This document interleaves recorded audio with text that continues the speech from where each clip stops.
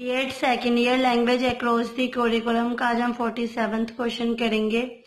Right a detail note on recitation. What are the benefits of using poetry and recitation in listening and speaking skill.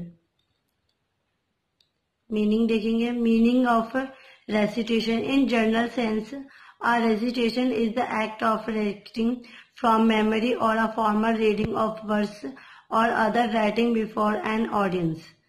Recitation क्या होता है? इसमें जब हम किसी भी इंसान को कुछ भी पढ़ा रहे होते हैं तो उससे पहले जो हम उसका मेमोरी चेकअप करते हैं कि किसी इंसान को कितना याद है, या जैसे कि स्कूल्स में जो टीचर्स होती है किसी भी चैप्टर्स को पढ़ाने से पहले उससे जो रिलेटेड क्वेश्चंस पूछती हैं, इस जो भी उससे थोड़ा बहुत इसके ऊपर डिपेंड होता है, तो उसी चीज को हम रेसिटेशन कहते हैं। जिससे क्या होता है कि जब हम कुछ भी चीज को पढ़ाते हैं तो उससे पहले जो भी चीज पूछते हैं उनसे इंक्वायरी लेते हैं या देखते हैं उस इंसान को उस चीज के बारे में कुछ पता है या नहीं पता, चाहे वो स्टूडेंट्स हो या फिर कोई ऑडियंस वगैरह हो, उनसे अगर हम लिखित या मौखिक रूप में पूछेंगे तो उससे ही हम रेसिटेशन कहते हैं।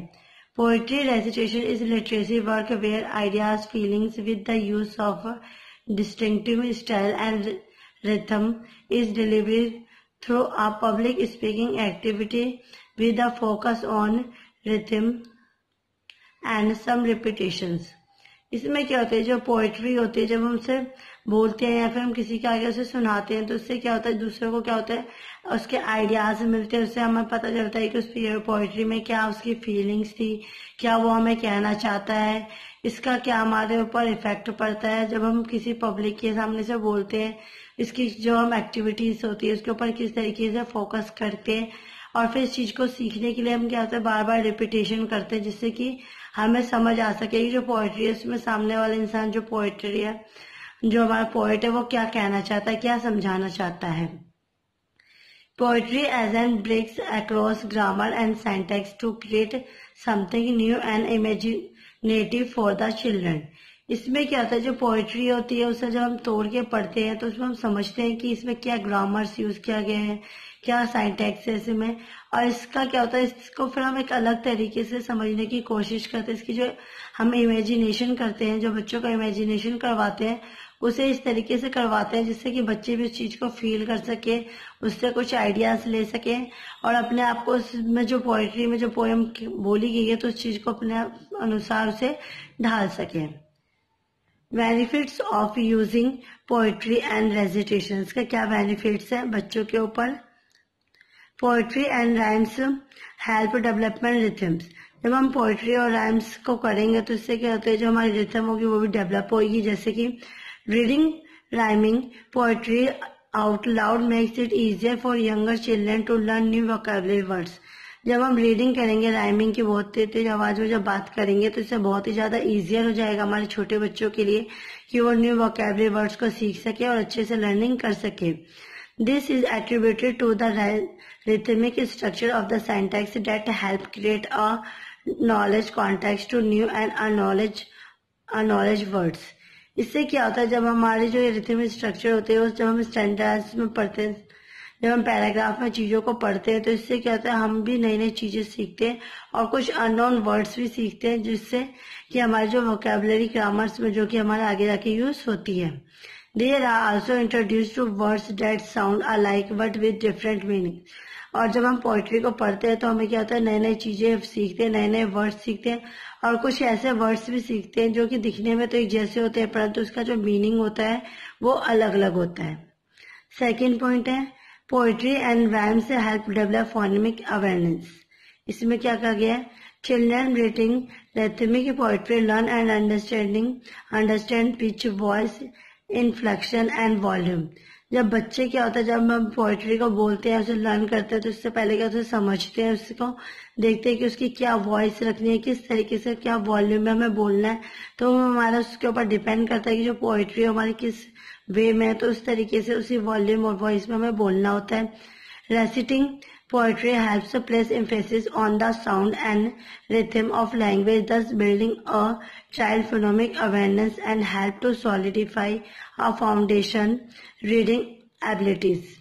इसमें क्या होता है, जब हम किसी भी पोएट्री को बोल रहे होते हैं या फिर कुछ भी कर रहे होते हैं तो इसमें जो हमारी साउंड्स होती है वो सबसे ज्यादा इफेक्ट डालती है कि हमारा जो बोलने का तरीका है वो क्या है, किस तरीके की हम इसमें लैंग्वेज यूज कर रहे हैं।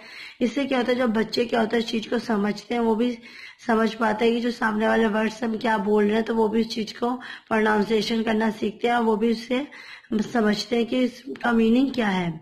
और इससे क्या होता है, जो बच्चों की जो रीडिंग एबिलिटीज होती है वो भी इंक्रीज होती है। पोएट्री एंड राइम से help develop memorisation skills. Poetry और राइम से क्या होता है, जो हमारी मेमोराइजेशन पावर होती है, स्किल्स होती है, वो डेवलप होती है। देखेंगे, children also learn to pick up patterns and sequence in poetry recitation. इसमें क्या होता है, जो बच्चे होते हैं जब हम उन्हें पोएट्री पढ़ा रहे होते हैं तो वो उस चीज को, पैटर्न को, उसके सीक्वेंस को फॉलो करता है और उसे लर्न करने की भी कोशिश करता है और उसी तरीके से लिखने की भी कोशिश करता है। As they practice memorization, the poetry to recitate its links memory। और क्या करता है, जब हम उसकी बार बार प्रैक्टिस करते हैं तो उसकी चीज वो उसके दिमाग में रहती है। प्लस में जब हम उसे कोई दूसरी पोएम वगैरह बता रहे होते हैं तो उस चीज को उसे लिंक करके देखता है, ये भी देखता है कि उसकी उसमें क्या समानता है और क्या चीज उस दोनों की मिलती जुलती है। तो वो सारी किससे पता चलती है, उसकी मेमोराइजेशन स्किल से, जो कि टीचर्स उसको स्किल को डेवलप करते हैं।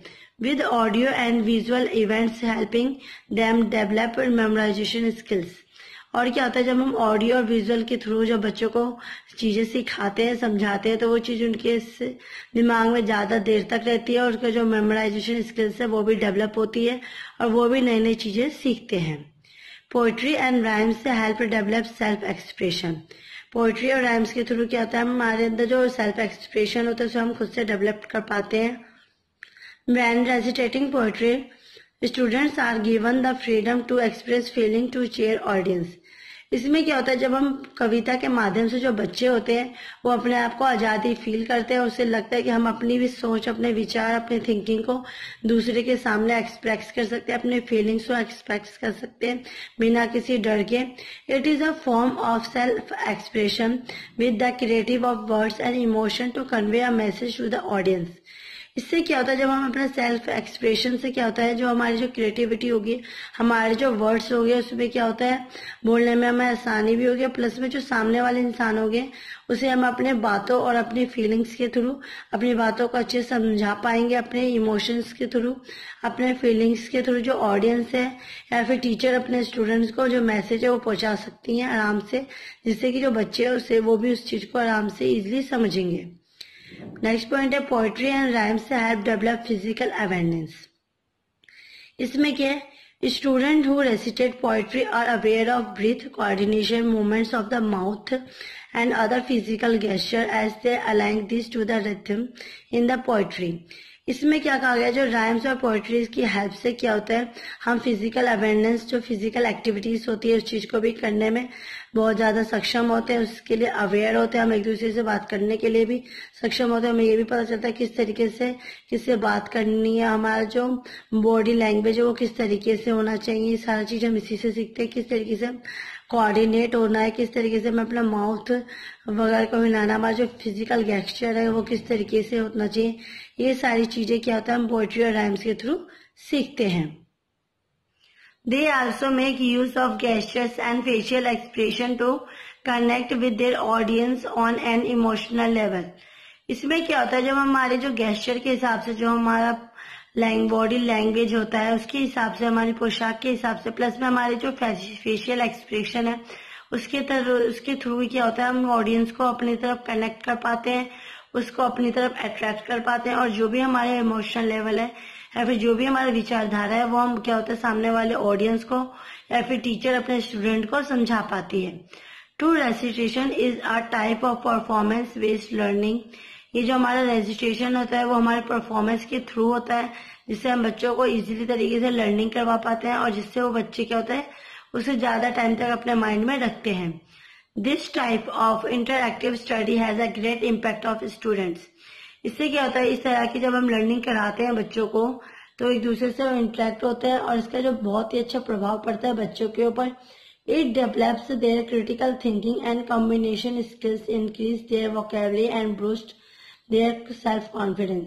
इससे क्या होता है, जो हमारा जो सेल्फ कॉन्फिडेंस है वो भी बढ़ता है, प्लस में हमारी क्रिटिकल थिंकिंग भी बढ़ती है, हमारे जो कम्युनिकेशन स्किल्स होते हैं वो भी बढ़ते हैं, हमारी जो वोकेबलरी होती है उसमें जो भी मिस्टेक्स होती है वो भी सुधरती है, प्लस में हम नए नए वर्ड्स भी सीखते हैं, और सबसे अच्छी और सबसे इम्पोर्टेंट बात, हमारा जो सेल्फ कॉन्फिडेंस है, जो कॉन्फिडेंस लेवल है वो भी इंक्रीज होता है।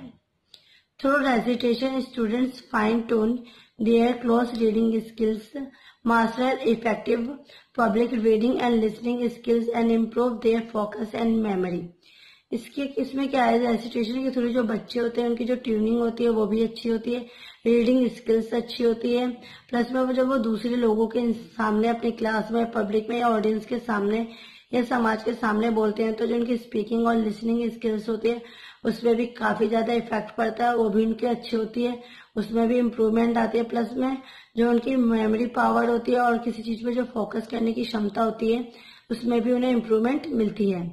Speaking and listening and language are satisfied but more importantly students are developing skills that serve across multiple discipline.